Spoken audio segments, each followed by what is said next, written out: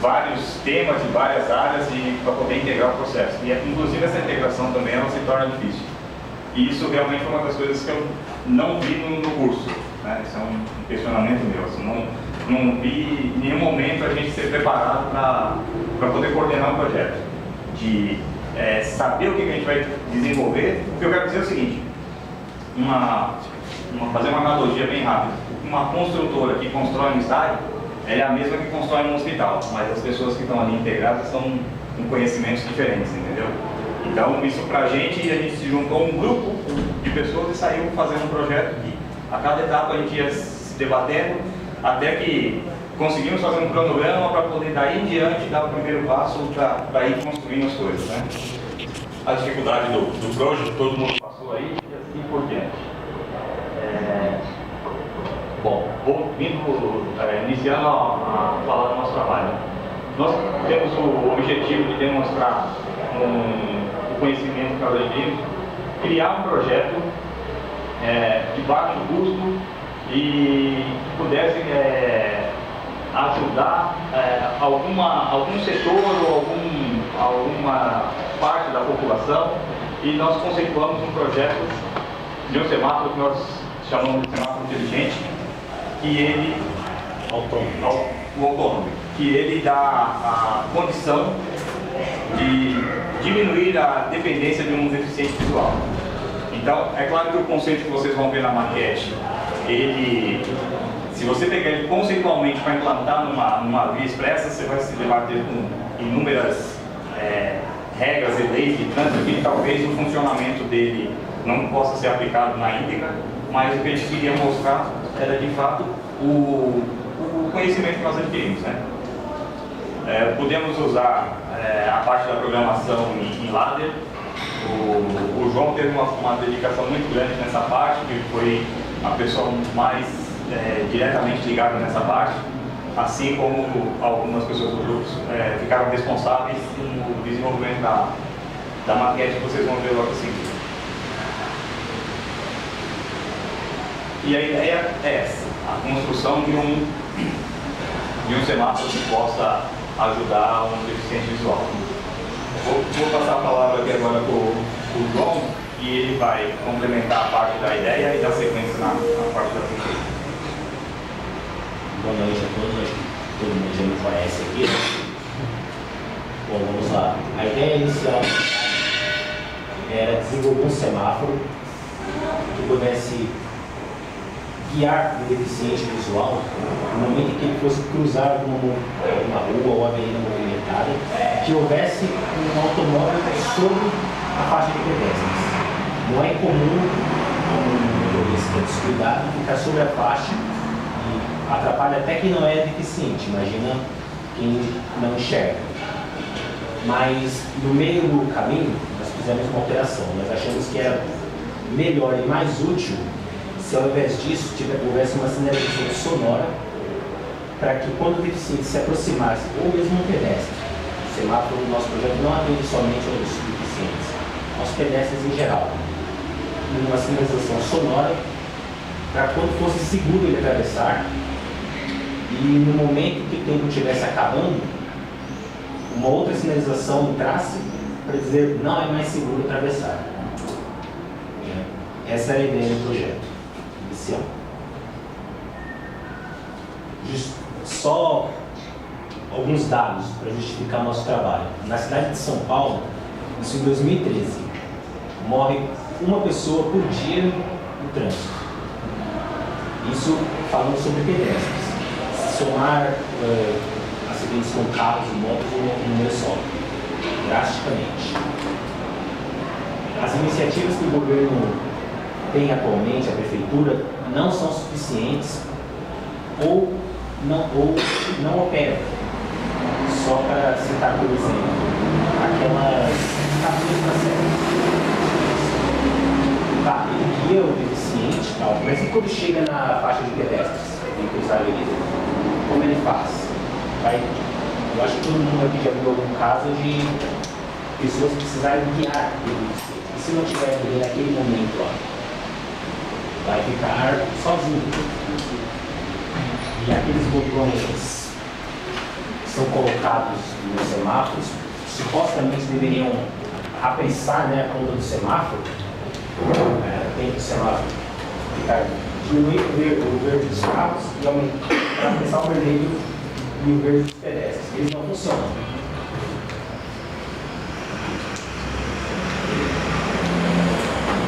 Eles não funcionam. As razões de não funcionamento podem ir desde vandalismo até mesmo uma obra inacabada. Isso não é incomum em São Paulo. As empresas que trabalham, que prestam serviços para o governo, para a CET, deixarem obras inacabadas. Não é tão incomum assim.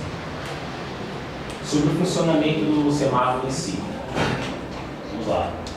A pessoa, o pedestre, se aproxima da faixa e corta o feixe de luz do sensor. É um sensor retroreflexivo.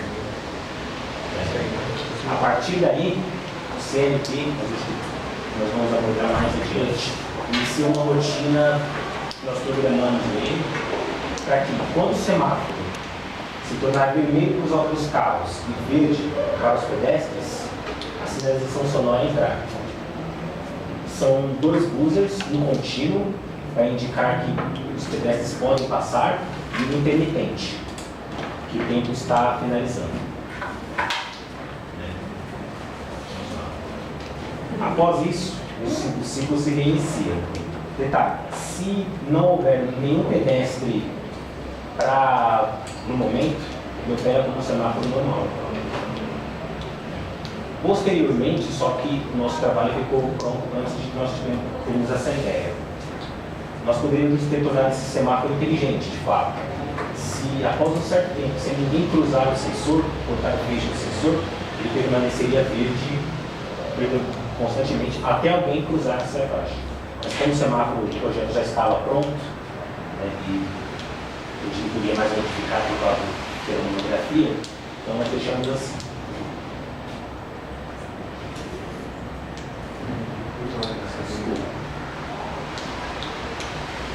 Essa é só uma notícia do Estadão que saiu em 2013.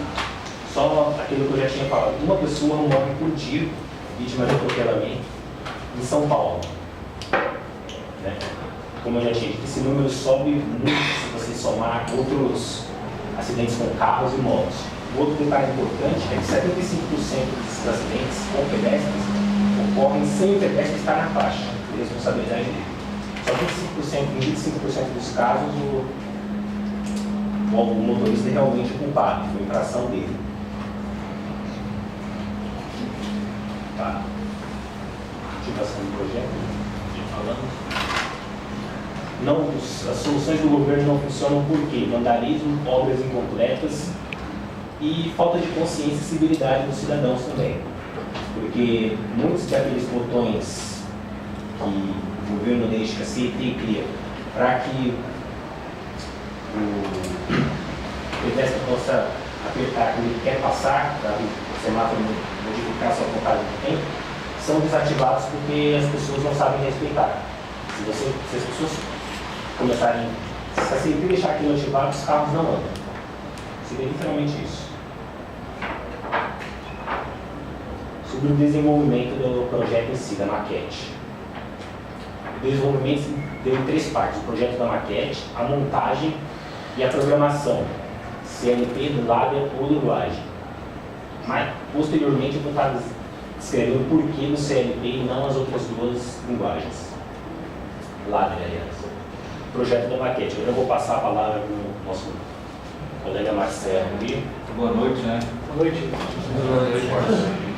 Tivemos uma grande dificuldade, né, no nosso projeto, porque é questão de conhecimento, né? Mas tudo aquilo que nós adquirimos, né, nós estamos aproveitando. O João conhece um pouco de CLT, o eletrotécnico, o Josivan tem uma habilidade maior, né, com desenvolvimento aí de botar a mão na massa ali, fazer a maquete. O Leandro também ali na mecânica. E eu fiz aqui um desenho no CAD, né? Eu tenho um pouco de conhecimento no CAD e acabei fazendo algum desenho, não sei se vai aparecer ali. Aqui é uma vista, né, Dá para ver a vista ali, está um pouco pequeno ali, se nós formos ver aqui na maquete, tem aqui um galpãozinho aqui, um estacionamento lá, creio que fizemos até um hospital ali, que é uma área também que tem que ser bastante observada nisso aí, né? A travessia tem deficientes físicos, visual e outros mais, né? Aqui, você está fazendo um desenho, aqui é rebaixado ali, a aplicação dos sensores, o semáforo, né, os carros e o pedestre, né, as faixas, certinho. Imagem para o sensor. Para o sensor, né, que quando o deficiente visual ele passa ali, né, é detectado, né, e dependendo de como está o semáforo, né, se está verde para os carros e vermelho para o pedestre, não vai acontecer nada, mas se tiver verde para o pedestre, ele vai detectar e vai fazer o bip, né, o bip que ele pode passar. E se tiver o intermitente, né, tiver mais acelerado, é para ele tomar cuidado que está acabando o tempo dele ultrapassar, né. Aí são outras vistas aí da maquete, do desenho. Montador de maquete. Montador de maquete aí, Josivado. Boa noite a todos. Creio que a maioria já conhece a gente aí. Estamos juntos já há 2 anos já, praticamente. Eu e o Leandro recebemos o desenho em AutoCAD do Marcelo. Né? Por termos mais habilidade nessa área aí de mecânica aí, eu fiquei com toda a parte da montagem da maquete e pintura na parte que se diz de madeira e acrílico. O Leandro ficou com a parte que é de metal. Que mediante os desenhos, as medidas, as cotas que foram nos passadas do projeto, começamos a montar a maquete. E passado 3 semanas nós havíamos conseguido montar a maquete e pintar. E ficou a parte de montagem elétrica, junto com o João, o Marcelo, eu e o Leandro. O Wagner ele ficou mais na parte de documentação, porque é uma das partes que envolve mais tempo, demanda muito tempo. Então cada um no seu quadrado, né? Quem se identificava mais com a área, abraçava aquela área e ia correndo atrás, né? Para ver se conseguia finalizar. Poderia ficar melhor se a gente tivesse mais tempo aí por conta das aulas das férias ter sido abreviadas por conta da Copa. Poderia ter ficado melhor, poderia ser mais detalhada, mais caprichada, mas hoje o que tem para janta hoje é isso.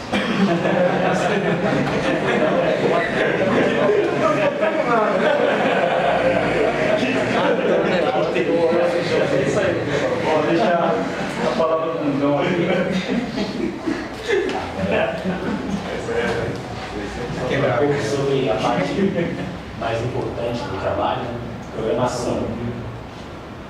Inicialmente nós avaliamos 3 alternativas: o CLB, o Arduino e os microcontroladores. Arduino seria, em tese, o trabalho mais fácil, e tem inúmeras bibliotecas, programas feitos do semáforo, então não teria sentido fazer algo que já pronto. Tem diversos, na internet basta digitar no Google semáforo Arduino e está pronto. Mas não era essa a nossa intenção. Os critérios de seleção da nossa escolha do nosso projeto: compatibilidade com o projeto, se era programável pelo grupo, velocidade de desenvolvimento e flexibilidade. Custo se auto-explica, né? Compatibilidade com o projeto, todos. Programável pelo grupo foi o critério definitivo de seleção do componente, velocidade de desenvolvimento e flexibilidade. Flexibilidade no caso se nós quiséssemos fazer alguma operação, e foram feitas muitas, porque nosso trabalho tem alguns problemas de lógica. Se alguém passar nesse determinado momento, como vai acontecer. Por isso que nós alteramos aquela programação inicial de colocar o sensores sobre a faixa de pedestres para detectar carros, porque se passar um cachorro na hora do tiver lá, vai detectar os carros no radar, o semáforo não vai abrir, isso gerará essa alteração no nosso projeto. Aqui tem um gráfico, não ficou muito nítido, comparação dos 3 equipamentos, Arduino, CLP e os microcontroladores. O custo já excluía tanto o Arduino quanto o CLP. O microcontrolador seria muito mais barato. Compatibilidade todos serviriam. Programável pelo grupo. Arduino, a gente colocou aqui que não, mas sim. Né? Inclusive um colega nosso, o Wagner, que já teve um Arduino, já tive a possibilidade de mexer nele, de gravar ele e conseguir fazer. Velocidade de desenvolvimento e flexibilidade, todos atenderiam. No final, o critério que definiu a escolha do equipamento foi realmente se era programável pelo grupo. E o CLP atendia isso. Durante esse período, apesar do custo do CLP, nós tivemos a oportunidade de, já que o nosso colega Wagner trabalha numa empresa que monta equipamentos eletrônicos, um desses equipamentos ele monta um CLP para uma outra empresa.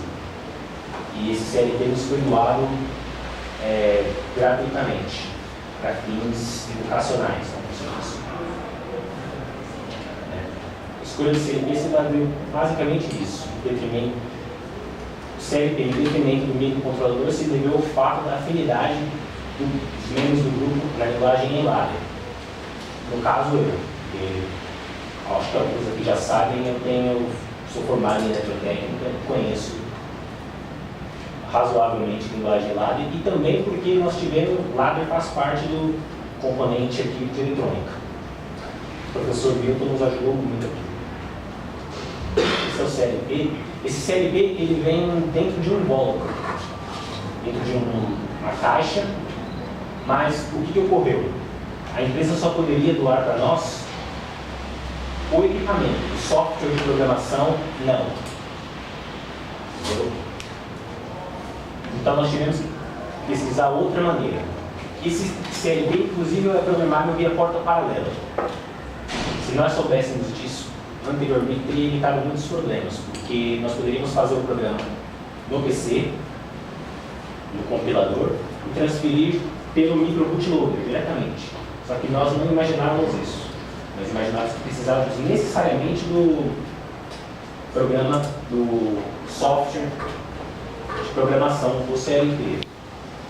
Mas, como curiosidade bateu, eu abri o equipamento e percebi que o equipamento nada mais é do que um microcontrolador do PIC, da família PIC 16F887. E esse microcontrolador tem uma característica, assim como outros PICs 16 podem ser programados em ladder. Existe um compilador lá chamado LD Micro que pode fazer a programação desse microcontrolador em ladder. Ele gera um arquivo X e só que está lá, a gente precisou de um programador externo. Mais tarde descobrimos que não precisaríamos, o micro bootloader faria isso, desde que nós gravássemos também no CLP, no PIC, esse mesmo software.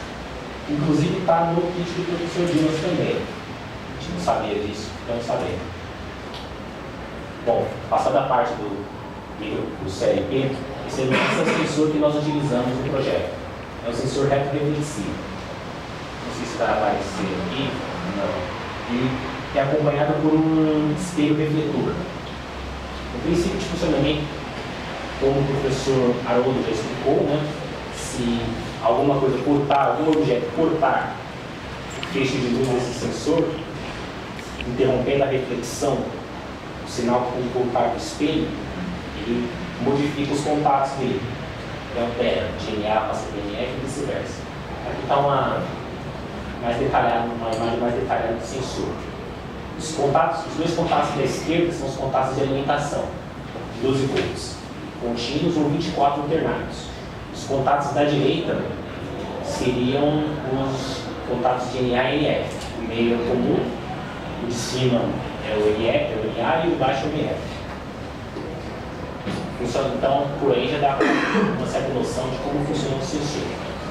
Nós utilizamos o contato NA do projeto. Para que vocês, quando alguém cruza o sensor, ele corta o feixe de luz, ele inverte, fecha e manda o sinal de volta para o CLP, para a entrada digital RE0, se não me engano, do CLP.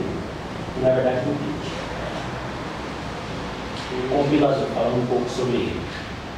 O compilador que nós escolhemos foi o LDMIC. Esse programa, na verdade, aproveitando aquilo que eu tinha falado anteriormente, que apresentou antes de nós, esse é um programa de código livre. Pode ser baixado e modificado. Ele é desenvolvido pela comunidade, programadores internacionais, e só não tem no site deles nada em português, mas tem documentação em espanhol. Pode ser modificado. Inclusive, o programa utilizado, o software de programação da empresa, uma empresa que fabrica esse Flex, é baseado no LDMIC. É só uma versão que tem uma interface modificada, mais nada. Mais uma coisa que nós não sabemos, aprendemos durante o projeto. Algumas características. Ele é facilmente utilizável por pessoas com conhecimento em linguagem Ladder para CLPs. Qualquer outro programa em Ladder, no CLP, programa esse software. Ele pode compilar para microcontroladores da família PIC ou alguns HTML. Na nossa monografia tem uma lista, uma tabela que define os microcontroladores e os PIC e HTML que podem ser programados em PIC, em Ladder, aliás. É gratuito para download na internet. Isso pode ser modificado. Aqui a imagem não mostra muito claramente, ficou meio embaçada, mas essa aqui é a interface do programa. Esse aqui é o nosso projeto. Para quem se interessar depois, quiser programar em Ladder, eu posso disponibilizar esse software.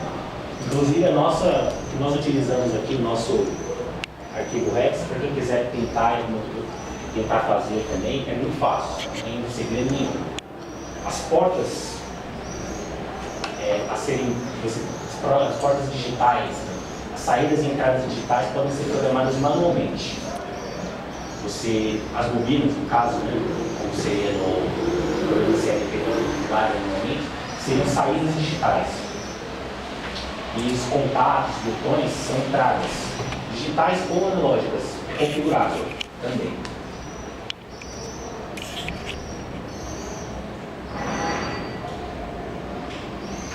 Tá, agora só concluindo a conclusão sobre o nosso trabalho, que nós concluímos que, mesmo com conhecimentos simples, básicos de eletrônica, nós acreditamos que podemos fazer um trabalho de projeto que tenha algum valor social, que não seja simplesmente para chegar aqui e mostrar que funciona, mas que tenha algum valor, que possa ajudar as pessoas de alguma maneira.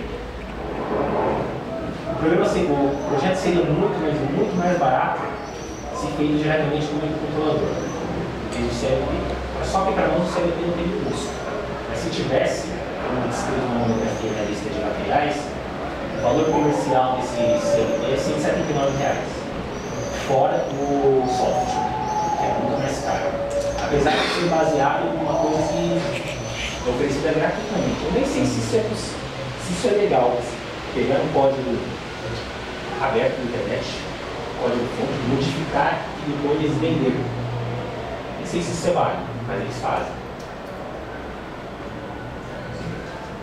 E aqui fica o exemplo de um circuito simples, de baixo custo, que pode reduzir o número de vítimas de acidentes no trânsito. Só um agradecimento, que nós terminamos, ao professor Milton, pela orientação na programação em Ladder, teve momentos difíceis.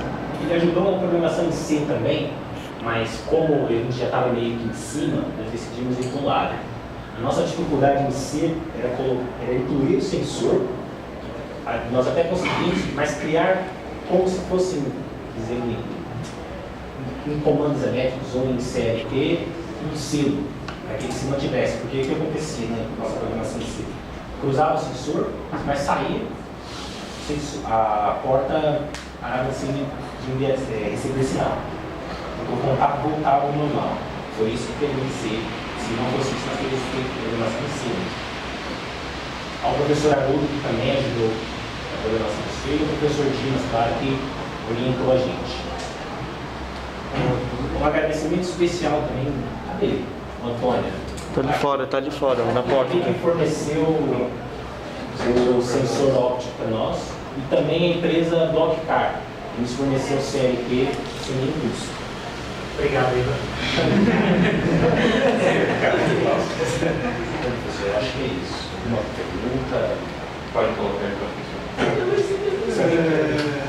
Bom, a primeira pergunta que eu tenho para fazer para vocês é o seguinte: como é que vocês transferiram o programa do X para a memória do coisa?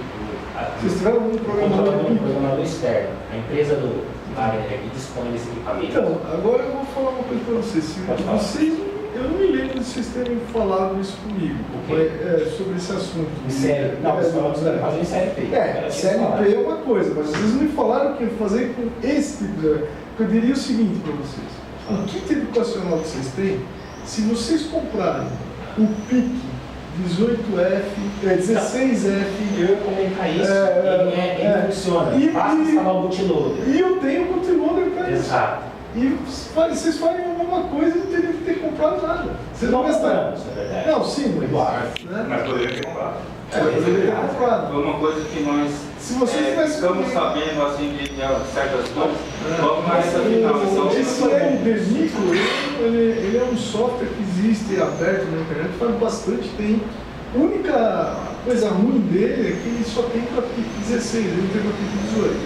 Mas a placa do kit educacional, se você tirar PIC 18 e botar o 16, ela funciona igualzinho. É tudo igualzinho. Então, valeu por causa disso, porque mesmo fazendo CLP, nós aprendemos bastante coisa sobre os PICs em geral. Já foi válido por causa disso. várias pesquisas, né? O trabalho de vocês ele tem assim, um diferencial que para mim é bastante importante, que é o aspecto, vamos dizer assim, social, humanista.